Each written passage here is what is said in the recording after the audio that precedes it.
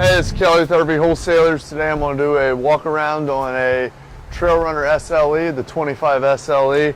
Nice double over double bunk model. You can see here it has a nice power awning.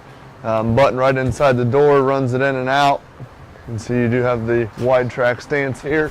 It's also going to come with an outside receptacle here. You can see that if you want to plug in, run some lights out. It does have the LED light strip on the awning itself. You can see that there. Little switch right inside the door as well for that. You can see right here in the back, this is going to be underneath the bottom bunk. Get plenty of storage in here. Nice area there.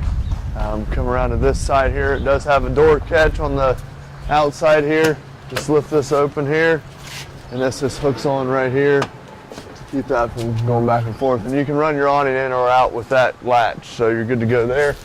Nice big pass-through storage here, all finished off. Nice and neat for you.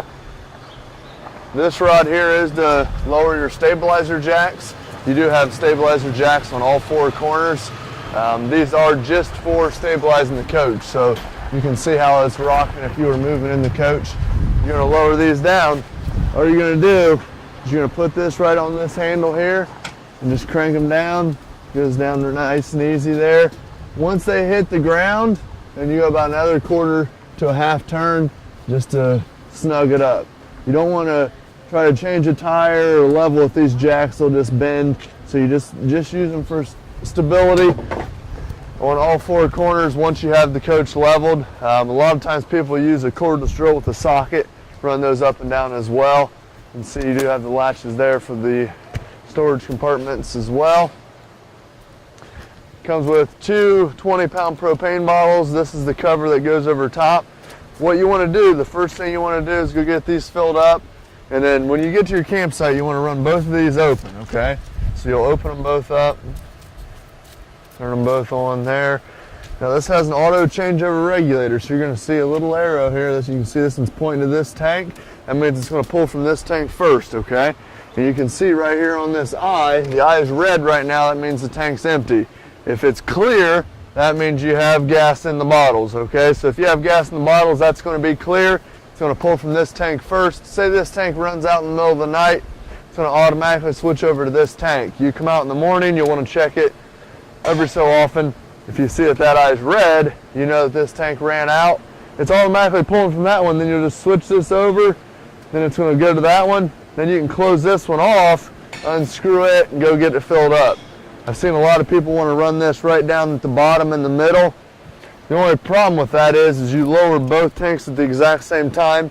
Then when you run out of gas, you're completely out, and then you're in big trouble.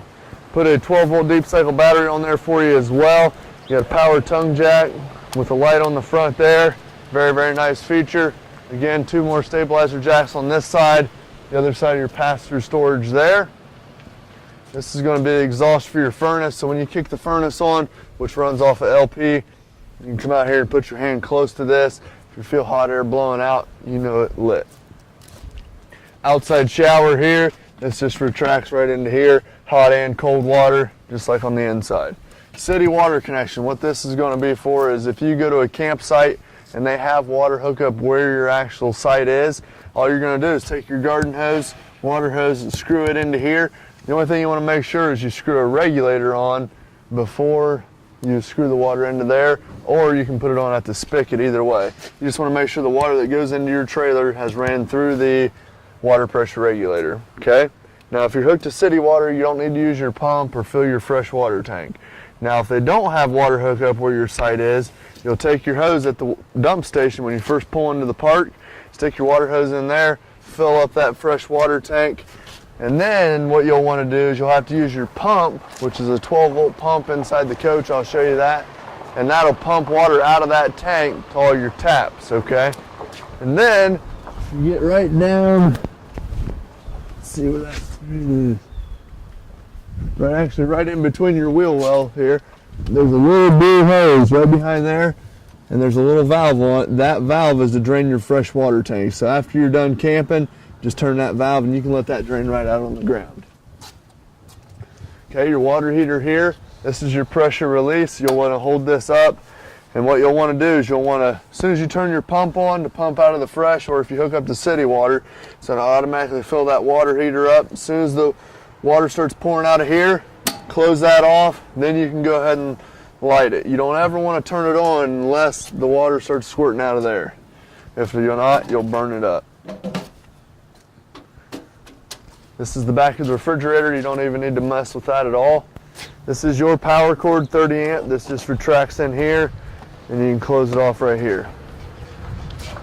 TV connection there, so if the park does have hookup, just screw a coax right into here, and you'll have TV on the inside. Okay? All right, right down here, you're gonna see you got your gray and your sewer. So the gray is your sinks and shower. So the left handle over here, the sewer, the wastewater is your black, which is just your toilet.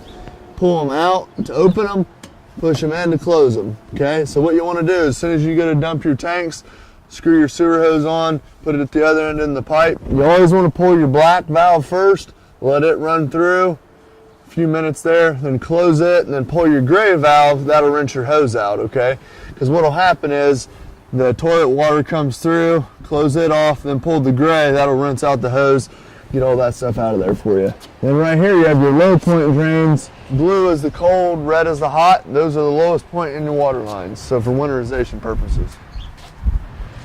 You can store it in the bumper. A lot of people store their sewer hose in here. Just pull this cap out, put the hose in there. Full size spare for you. Very, very nice floor plan. And again, the button for the awning, I'll show you that here in just 1 second, and we'll go check out the inside. All right, so you have a set of interior and exterior lights, awning running it in and out, and then the LED lights for the awning there. Come over here, this is the switch for your furnace, okay?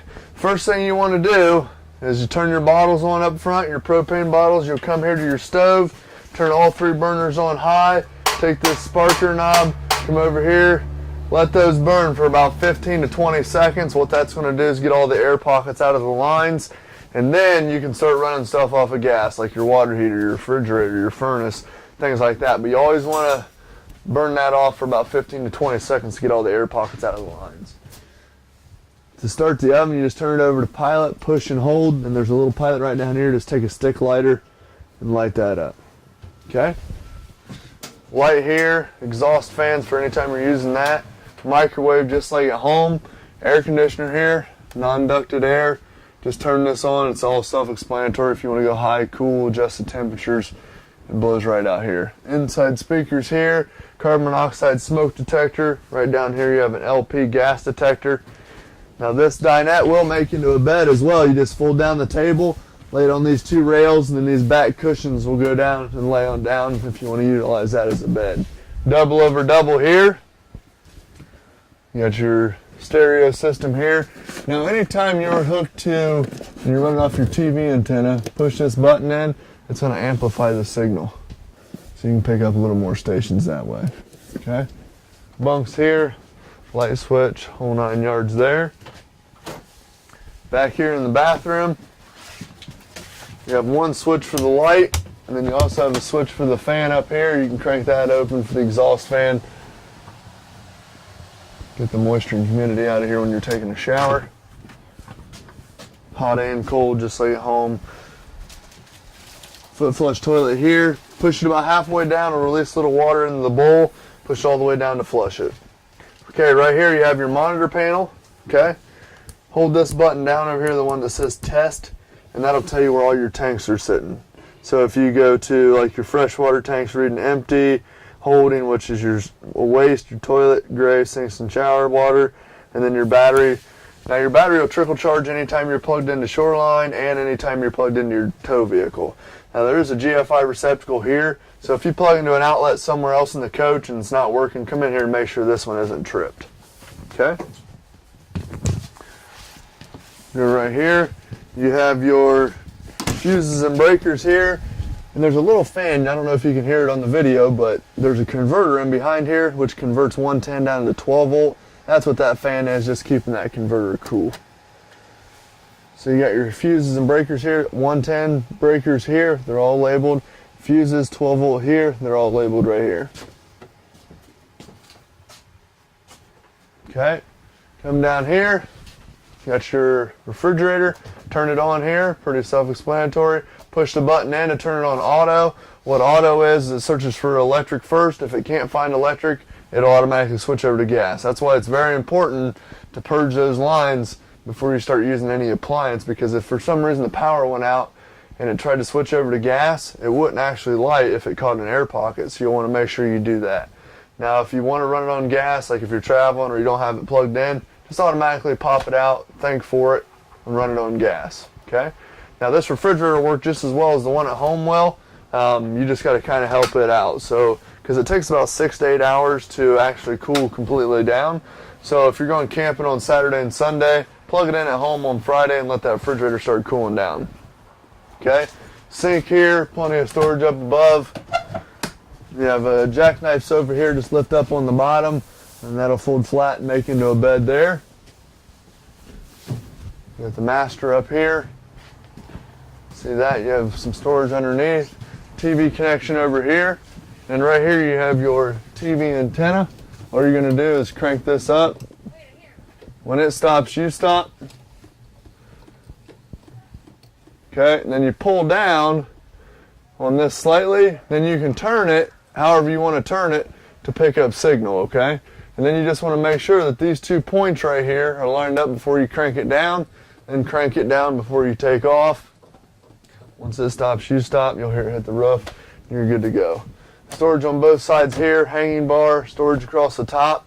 Very, very nice floor plan. If you guys have any questions, don't hesitate to give us a call, 877-877-4494. Thanks a lot.